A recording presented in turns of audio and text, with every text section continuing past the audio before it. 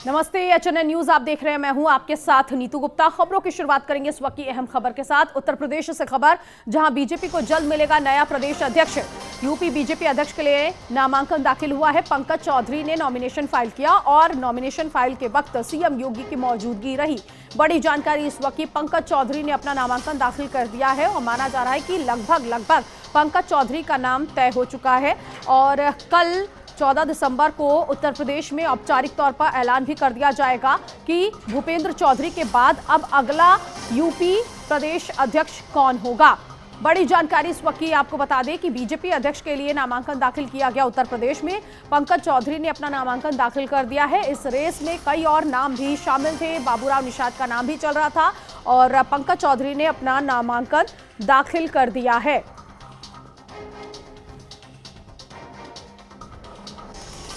बड़ी जानकारी इस वक्त आपको बता दें, यूपी से इस वक्त की बड़ी खबर, पंकज चौधरी ने नामांकन दाखिल किया। उत्तर प्रदेश के मुख्यमंत्री योगी आदित्यनाथ मौजूद रहे और यूपी बीजेपी अध्यक्ष का ऐलान औपचारिक तौर पर कल किया जाएगा। पुनीत मोहन इस वक्त संवाददाता जुड़ गए इसी खबर पर आगे की जानकारी के लिए। पुनीत, पंकज चौधरी ने अपना नामांकन दोपहर को ही दाखिल कर दिया और कहा जा रहा था कि 5 बजे तक का समय है और बाकी कैंडिडेट्स अगर नॉमिनेशन फाइल करना चाहते हैं। क्या पंकज चौधरी के बाद किसी और ने नॉमिनेशन फाइल किया?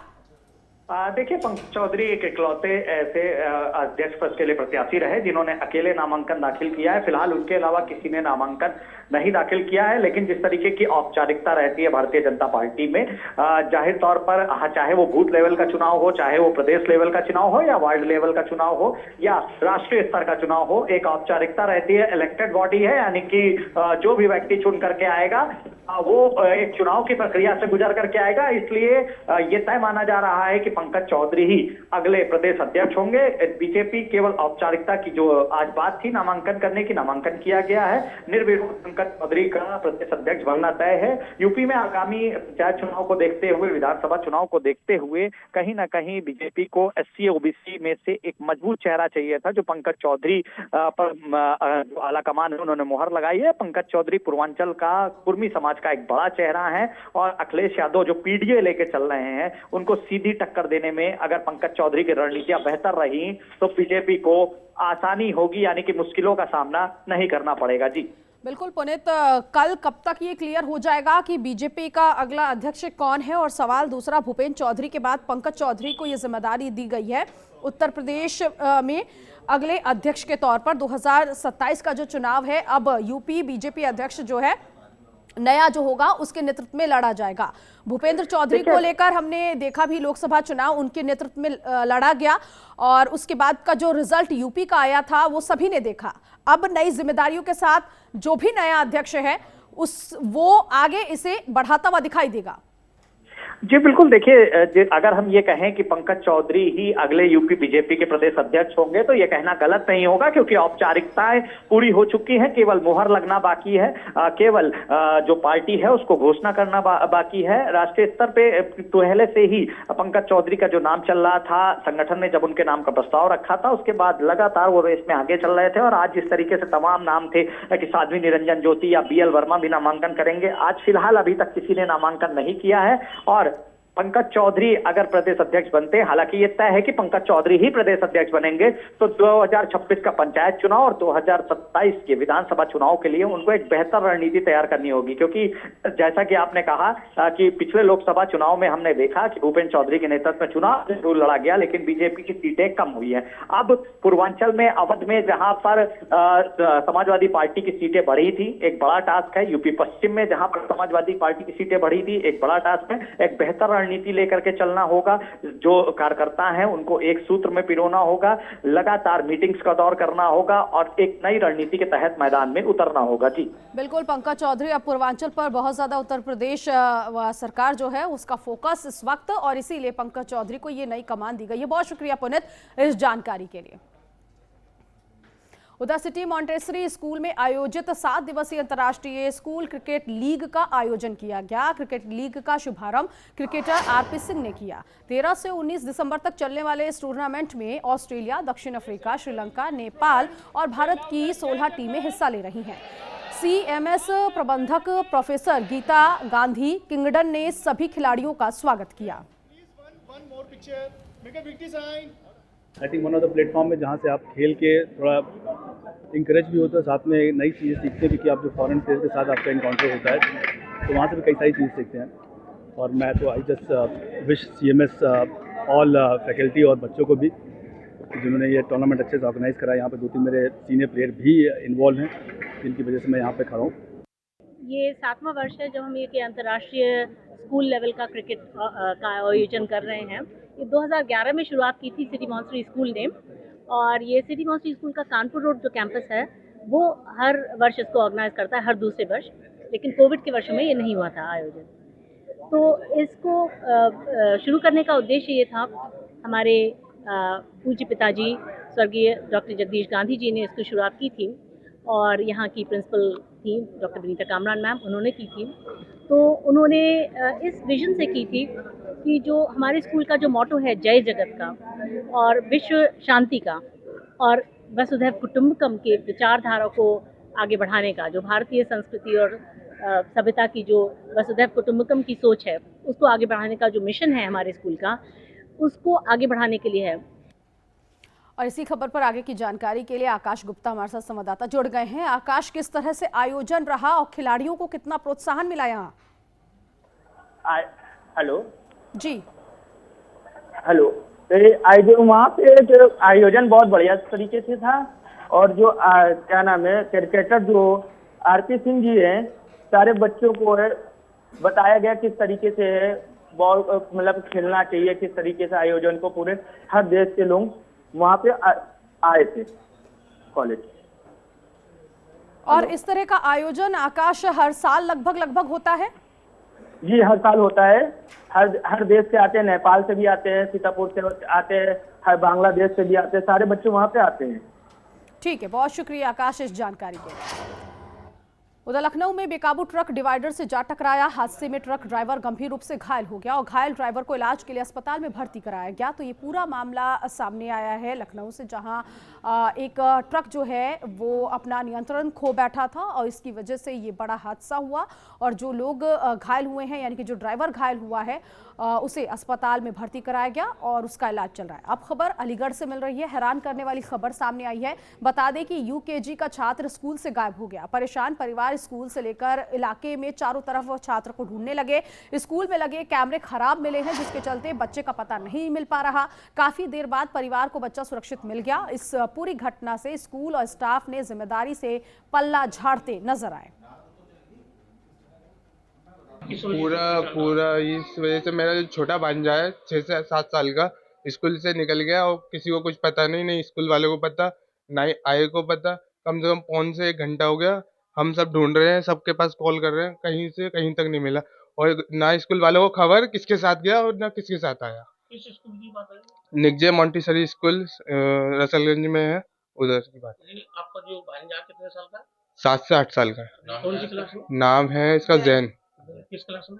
ये किस क्लास में? ये केजी में। तो क्या मानेंगे, किसकी लापरवाही है? ये स्कूल वालों की लापरवाही है, क्योंकि उन्हें पता होना चाहिए कि बच्चा इतना सा है कि उन्हें खुद बाहर नहीं जाना चाहिए था। और दूसरी बात, ये जो आया है उन्हें समझाना चाहिए। इतनी लापरवाही कर रहे हैं कि इनको बताना चाहिए कि बच्चे को बाहर नहीं जाने देते। ये छोटा सा बच्चा कोई बड़ा तो नहीं है जो घर पहुंच जाए खुद ब खुद। कहाँ मिला फिर आपको? फिर ये मिला हमारे जो किसी बच्चा था, कोई छोटा सा, इतना सा ही, इसके बराबर 7-8 साल का, उसके साथ घूमते हुआ मिला था बाहर। निकजे मॉन्टेसरी स्कूल। क्या हुआ था? मैं बच्चे को लेने पहले ही पहुंच जाती हूँ छुट्टी से पहले। आज पहुंच गई थी टाइम से, लेकिन बच्चे को पीछे से कब निकाल दिया बुआ ने पता ही नहीं चला। और आधे घंटे से, हम पौन घंटे से ढूंढ रहे हैं बच्चे को। कितना बड़ा बच्चा आपको? मेरा 5 साल का बेटा है, किस क्लास में? केजी में। तो पौन घंटे बाद कहाँ मिला आपको बच्चा? बाजार में छोले भटूरे बच्चों के साथ खा रहा था। किसकी लापरवाही मानती है? ये स्कूल वालों की लापरवाही है। इतना छोटा बच्चा जाने दिया? इतना छोटा बच्चा जाने दिया, वो तो स्कूल वालों की वो है ना गलती इसमें। कितनी जगह तलाश करना पड़ा आपको? पूरे रसलगंज में तलाश कर लिया हमने, पूरे रसलगंज में। परिवार भी परेशान रहा? पूरा परिवार, पूरा मोहल्ला, पूरे नंसाल वाले सब परेशान रहे। तो क्या कहेंगे ऐसे स्कूल वालों पर जो लापरवाही है किसी और के साथ हो? किसी और के साथ नहीं होने चाहिए। हम लोगों को थोड़े मतलब देखना चाहिए कि आगे से और बच्चे कोई और बच्चा ना निकल पाए स्कूल से। और कैमरे भी स्कूल के खराब हैं सारे। अगर स्कूल के सीसीटीवी कैमरे सही होते तो इतनी परेशानी हमें होती नहीं। और यहाँ रुकेंगे एक छोटे से ब्रेक के लिए, फौरन हाजिर होंगे कुछ और खबरों के साथ।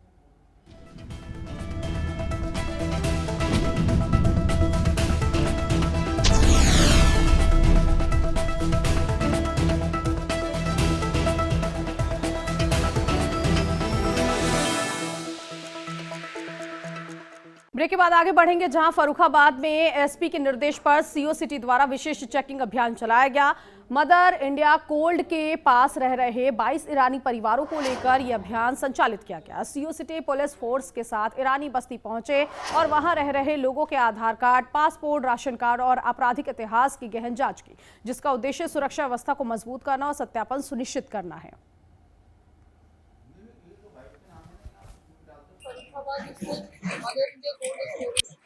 जहाँ पे 3 सालों की फैमिली रहती है, 22 फैमिली रहती है, उनका वेरिफिकेशन किया जा रहा है। ग्रेटर नोएडा में ईस्टर्न पेरीफेरल एक्सप्रेसवे पर घने कोहरे की वजह से भीषण सड़क हादसा हो गया। बम्बावड़ गांव के पास कम विजिबिलिटी होने की वजह से कई वाहन आपस में टकरा गए, जिससे अफरा तफरी मच गई। हादसे में कई लोग जख्मी हुए, जिन्हें तुरंत नजदीकी अस्पताल में भर्ती कराया गया। दुर्घटना के बाद एक्सप्रेसवे पर यातायात बुरी तरह बाधित हो गया। मौके पर पुलिस और राहत टीमें पहुंचकर हालात को संभालने में लगी। प्रशासन ने वाहन चालकों से कोहरे में सावधानी बरतने, गति धीमी रखने और फॉग लाइट का इस्तेमाल करने की अपील की है।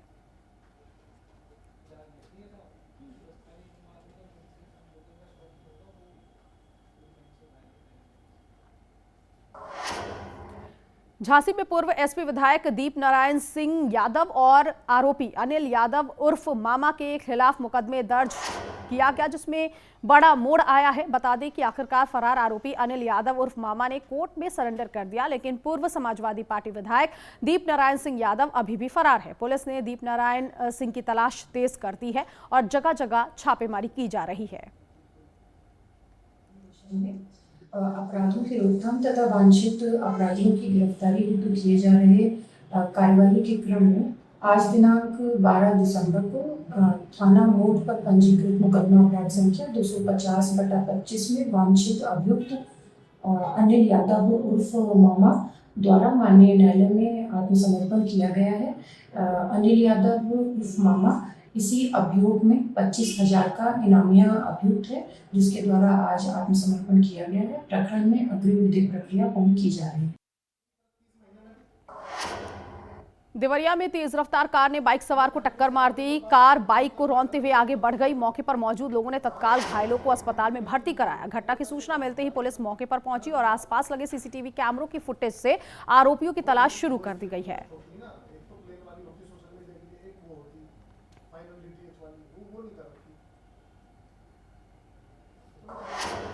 मेरठ के गुरुकुलम स्कूल संचालक और रालोद नेता कंवलजीत सिंह को बदमाशों ने धमकी भरे 3 ईमेल भेजकर सनसनी फैला दी। बता दें, ईमेल के माध्यम से 10 लाख रुपए की रंगदारी मांगी गई और खाते में रकम न डालने पर गोली मारकर हत्या करने की धमकी दी गई। स्कूल संचालक ने नौचंदी थाने में अज्ञात बदमाशों के खिलाफ गंभीर धाराओं में FIR दर्ज कराई है। कल सुबह 9:53 से 9:57 पर 9:53, 9:55 और 9:57 पर 3 ईमेल्स आए हैं, जिसके अंदर मतलब सुबह ईमेल आए और मैं शाम को उन ईमेल्स को मैं जब खाली समय मिला लगभग रात को 8:30 बजे के आसपास मैंने उन ईमेल्स को खोला, क्योंकि वो स्कूल की ऑफिशियल ईमेल आईडी पर आए थे। तो उसके बाद जब मैंने उन्हें खोला तो उनके अंदर धमकियां थी। पहले ईमेल के अंदर लिखित में धमकी थी और जिसके अंदर लिखा था कि बहुत पैसे कमा लिए हैं, अब 10 लाख रुपए आप मुझे भेजो, नहीं तो आपको मार दिया जाएगा। उसके साथ ही उसी ईमेल में एक और फोटो थी जिसके अंदर कट्टे और कारतूस उसके अंदर उन्होंने भेजे हुए थे।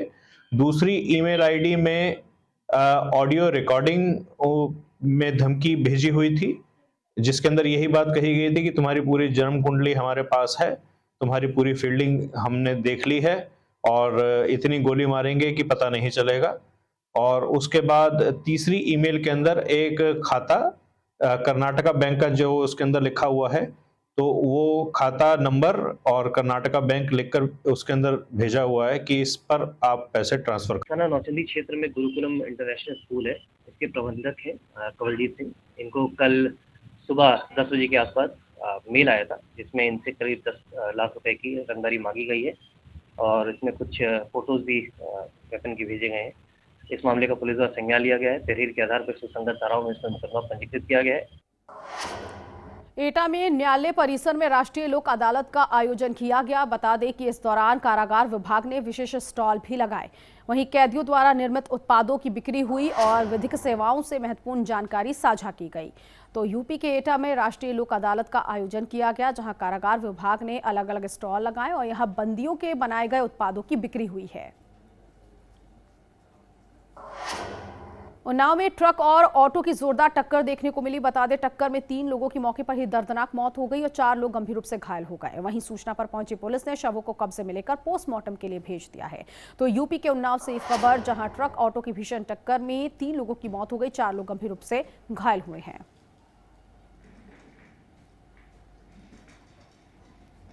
सूचना मिली कि अजगैन से मोहान जाने वाले लिंक रोड पर डंपर और ऑटो में एक्सीडेंट हो गया। इस सूचना पर अजगैन थाना पुलिस और सर्किल के और फोर्स मैंने मंगा करके मौके पर पहुंचा।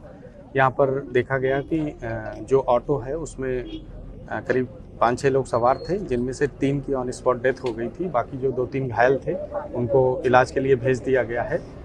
डंपर कब्जे में है और ये एक दुखद घटना है। आमने सामने टक्कर हुई है और इसमें अन्य विधिक कार्रवाई जो है वो कराई जाए।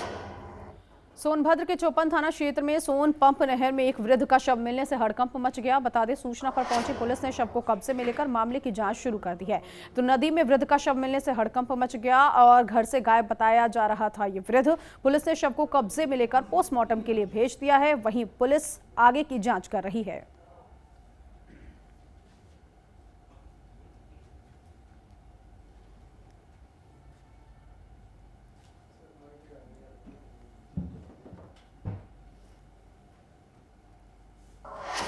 AIMIM राष्ट्रीय प्रवक्ता असीम वकार ने वंदे मातरम पर कहा कि उन्होंने असदुद्दीन ओवैसी से राहुल गांधी और संजय सिंह से अनुरोध किया है कि वो मोदी सरकार से सदन में ये सवाल पूछे कि क्या सरकार राष्ट्रगान के प्रति वफादार है या नहीं।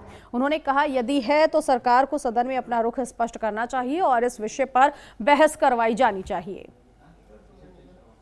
तो जो जिस तरह से भारतीय जनता पार्टी और RSS के लोग, खासकर मोदी सरकार, वंदे मातरम की आड़ में देश की एक बहुत बड़ी आबादी, खासकर मुसलमानों को जिस तरह से कटघरे में खड़ा करके गद्दार और देशद्रोही साबित करने की साजिश रच रहे हैं, आज मैं उसका जवाब देने आया हूं। तो जो लोग आज ये कह रहे हैं कि वंदे मातरम जो नहीं गाएगा वो देशद्रोही है, वो गद्दार है, मैं उनसे एक सवाल पूछना चाहता हूं कि सन 2014 में प्रधानमंत्री बनने के बाद मोदी सरकार ने राजस्थान के गवर्नर के तौर पर कल्याण सिंह जी को नामित किया। 7 जुलाई सन 2015 को जयपुर यूनिवर्सिटी में उन्होंने अपने गवर्नर, राजस्थान के गवर्नर कल्याण सिंह जी को अपने दीक्षांत समारोह में बुलाया। गवर्नर साहब राष्ट्रपति के अधीन आते हैं। वो राष्ट्रपति जब राष्ट्रगान होता है तो शुरू होने से लेकर और खत्म होने तक देश के राष्ट्रपति राष्ट्रगान के सम्मान में खड़े रहते हैं, हिलते भी नहीं है और सावधान की मुद्रा में रहते हैं। उनके अधीन। और इसी के साथ इस बुलेटिन में अभी के लिए बस इतना ही। नमस्कार।